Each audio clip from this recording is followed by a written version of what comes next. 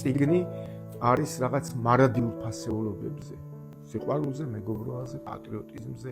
პირველი წიგნი არის, რომელიც დავწერე, ეს არ არის რამე სასულიერო ლიტერატურა, ეს არის შეიძლება ითქვას ისტორიულით, შეიძლება უწოდოთ, შეიძლება არც უწოდოთ, რომანი არის.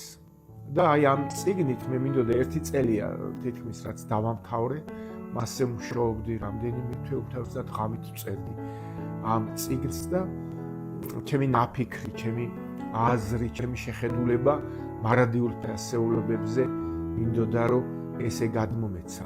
ეს მხატვრული ლიტერატურით გადმოცემული ჩემთვის არის გარკვეულად ქადაგების რაღაც ფორმა, თუ შეიძლება ასე ვიტყვი და თუ კადნიერებად არ ჩამithვლით.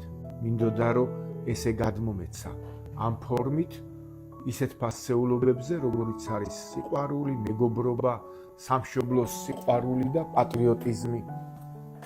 უბრალოდ ადამიანური ურთიერთობები, იმიტომ რომ დღეს თანამედროვე ადამიანმა თითქოს აი ესეთი ფასეულობები გარკვეულ დევალვაციას, მარადიული ფასეულობები გაიცის გარკვეულ დევალვაციას და მე მინდოდა რომ აი ამ წიგნის ფორმით, მხატვრული ლიტერატურის ფორმით გადმომეცა ადამიანებისთვის ჩემი ნაფიქრი და ნააზრევი.